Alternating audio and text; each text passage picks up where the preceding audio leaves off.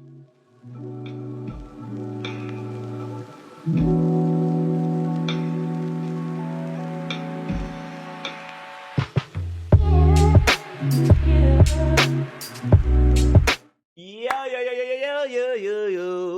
we back, baby. This is part 2. So this is the exclusive interview with Kirk Cousins. So this is part 2 of the last video. So make sure you still hit that like button, comment, subscribe, and we're gonna jump into it. Let's get it. Let's just get into it. First of all, welcome to Atlanta. Thank you. You are officially welcome in to Atlanta. Atlanta where the players play. We're thrilled. My whole family. My wife is from Georgia. Her whole family. They're not just from Georgia. They are rabid Atlanta sports fans, and that starts with the Falcons. And this is a thrill for them too. We've spent 6 of my off seasons living in Atlanta. He was meant to be so this here. has really become home away from home for us while we played for other teams. So we're pretty familiar with the metropolitan area, and it's a great fit for us and our family. And we cannot wait to get to work. You mentioned this has kind of been your home away from home for a while, but in the beginning of the offseason, you kind of made it clear that you were open to staying in Minnesota. So when this process got started, what was it about the Falcons They wasn't talking about that bag. That's what that was. Well, I think it's ultimately about people. That bag wasn't there. And as I, that's from what a it distance, is. That bag wasn't there. Assembling here and as a part of the Atlanta Falcons. Kirko, you heard what he said. You heard what they call him. Kirko gets to the bag, baby. Kirko gets to the bag, baby. And they wasn't talking about that. So I had to skedaddle up out of there. You feel me? And not a single link in that chain. All this other shit he talking about is nice and all, but that bag said, "Yeah, I'm gonna slide this way. I'm gonna slide down to the edge." Coach Raheem Morris. It's obviously his first year here, but you crossed paths with him when you were with the Commanders. As you've seen his time in the league grow and grow. What is his leadership style like that had helped you? That helped you solidify coming here to Atlanta.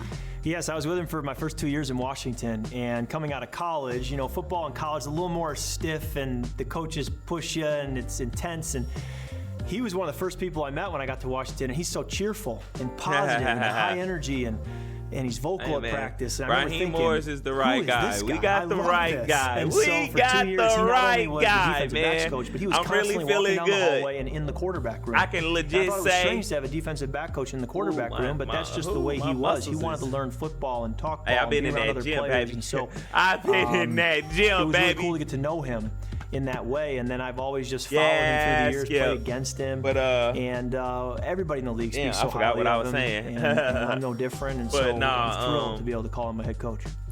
He brought in Zach Robinson, who I came really from the Rams believe, and also coached under Kevin O'Connell, who you just came from the Vikings. This season gonna be different. We won 7 games. Obviously, think about them games we lost by just 3 points or just a touchdown. And knowing that Zach Robinson we left so many points on the field. I really feel like with Kirk Cousins, we ain't leaving no points on the field. I think time will tell. And I think Raheem Morris will be a lot more smarter with the clock and taking his time out, going forward on 4th down, just taking the 3. I think he'll really be a lot more smarter with those decisions. To be able to go into those first for the simple meetings and fact, feel like I speak he's going to let the offensive coordinator handle the offense. He's going to let the defensive coordinator handle the defense, and then he's going to oversee the team. You also have an offensive unit just like and I think crazy, that's right? You have the best way to do things. Weapons, right? That are pretty much all of them are still in their rookie contract. You know what I'm saying? It's doing too much trying to call plays. Who's worked together for a handful of years now. Knowing that, himself out of the job trying to do too much for a first-time head coach, bro. You should have made it easy on yourself. Yeah, I look at the roster and I'm excited to get to where I just want to get my hands dirty with these guys and start just oversee the team as together with the offensive line. Making sure that with the center we're on the same page and we know the calls and we know the protection changes, and then working with Bijan in the backfield, making sure we know protections. And I'm not gonna lie, I wouldn't be surprised if we trade back. So excited and pick up a center. See what they got, and I wouldn't be mad at that. I ain't gonna cap to you. Get used to catching the ball from me. So we got a lot of work to do. With extra protection around him. You bring up at least for this first year, so he can really work through that Achilles injury. And I think we're not going to be really pass heavy, even though we got Kirk Cousins. You don't have to be like that when you got 2 good running backs, bro. Now I feel like when he asked him to pass, I say I'm just trying to be a point guard, and it looks like 20 to 30 times. That should be good enough. Shooting guard, a great power that 20 to 30 times in the game passing, that should be good enough. And I feel like he'll hit a high percentage of those passes. 30 times a game, Dijon, I will be the best guy handing the ball off 30 times. I'll have a front row seat to watch him do what he does so well. So looking forward to being a part of it, helping lead this offense to just be an efficient and explosive offense. I just want to make this note really fast. You will be the 5th starting quarterback for this organization in the last 4 years. A lot of the guys that you're going to be throwing to and handing the ball off to have seen that turnover year after year. You've been with 2 organizations, both of which you spent 6 years in, and you've been solid at that position for both of those clubs. How do you want to come in here and be that strong starting quarterback for these guys on the rookie contract? That's certainly the goal, is to create some stability at the position, to be a leader for the offense, to give some direction. I want to elevate those around me. That's what leaders do. If these guys can do it on their own, they don't need a leader. And so I want to be here as a way to serve my teammates and help elevate their games. And it would be a great honor for me to look around and see that multiple players on our offense are finishing the year going to pro. Hey, man, mild citizen, great example of a quarterback. Now, this is what you need for, tutelage. This type of quarterback. He understands how to win. Now, he just ain't been successful in the playoffs, which is still a team game, but he understands how to prepare. Now, somebody with a better ability, better game than he has can learn this and then add that to theirs, and it elevates them. Oh, we going on. Get out of there, Buck Nasty. Let's go. Pro Bowls and being all pro and being decorated and recognized at the end of the year. That would mean that as a quarterback, I'm doing my job, helping elevate their careers, and that's really the goal. All right, so let's talk about you for a second. He's trying to get people to Pro Bowls. If I didn't bring up the Achilles injury that happened during Week 8. How has the recovery process been going for you? Okay, now she just said the Achilles injury happened Week 8. That's a long time between getting that injury and before he has to play.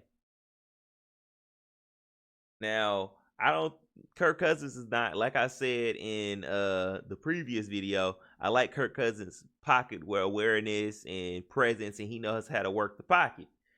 I think he'll be all right just doing that, and I don't think we're going to ask him to do too much, and he's not going to have to improvise. I think he's going to be able to execute the plays as called and make his audibles, make his changes, know his protections. Hey, I think this is what we needed, for real. So far. It was my first ever surgery in my life, first major injury. And so I did not know what to expect from a rehab standpoint, how boring it would be, what would this be like? And so far, we're 4.5 months in. Everything's been up and to the right. It's been really positive. So I just want to continue that process. We're getting now into the Falcons training room and just trying to hit the ground running. And remember what I said, Aaron Rodgers injured at week closing 1? The gap from where I am to where I need to be. And he down there trying to come back during playoffs. Before we go back for the summer break, I'll be able to get out in the field with everybody and be going full speed. I love that. You mentioned this was your first surgery. It was your first major injury in your 12-year career in the NFL. And I feel like a lot of players that have that happen to them later in their career, they always come back and say, I learned so much about myself in that time. What have you been able to learn about yourself in this time? Well, I think it, first of all, lights a fire under you for football, because when it's taken from you, you realize how much it means to you. And that's why I'm really itching to get back at it. That's why I feel like it gave me some time to be with my family and to see the football season from a different perspective. I think that it was healthy to, after seeing it from one perspective for so many years, to stand back, removed a little bit. I feel like he's going to get comeback player of the year. I think that'll make me a better leader going forward. And with some of the extra time I had, I did get a lot better at Legos.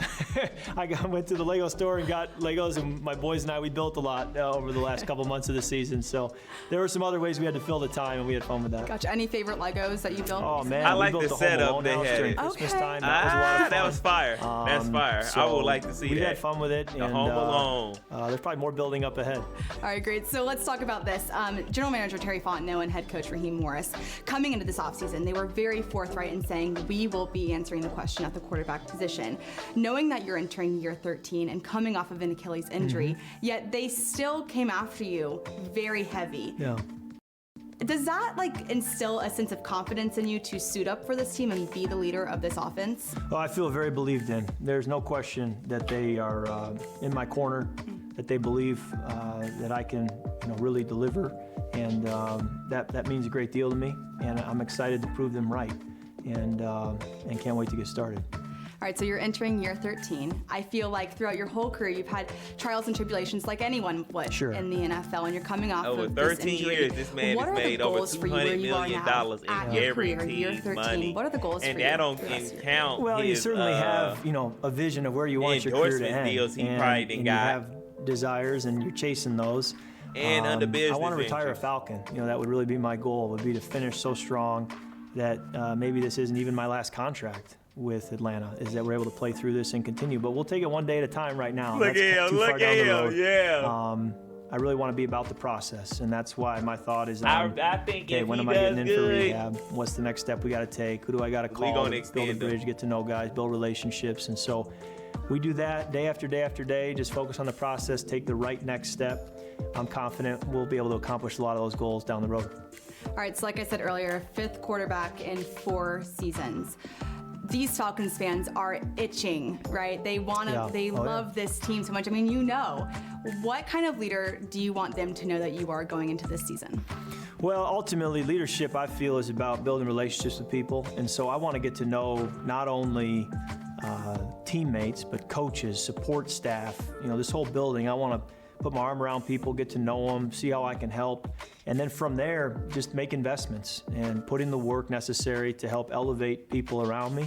And I know as a quarterback, I'm so dependent on everyone around me that if I'm able to elevate those around me, they'll elevate me. Netflix series of the quarterback. I'm gonna have to watch that the next time I go to my mom's house. I really believe I got to lead by serving and build those relationships. And I think if I do that, the rest will take care of itself.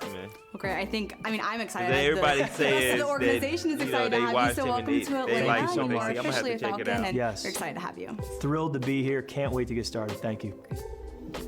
Hey, boom, and there you have it, people. So, one thing I am going to say, this coming up season, we're going to start probably kind of reacting to some of these interviews, like with the players and everything, and with the coaches. So we can kind of start breaking down and talking about some things, man. So, make sure you hit that like button, comment, subscribe, and until next time, people, you guys stay fresh. Boom. Woke up this morning, can't remember nothing. Took the beach just flowing from London. Nothing I remember, they calling me daddy. The match was covered in money. Went to sleep.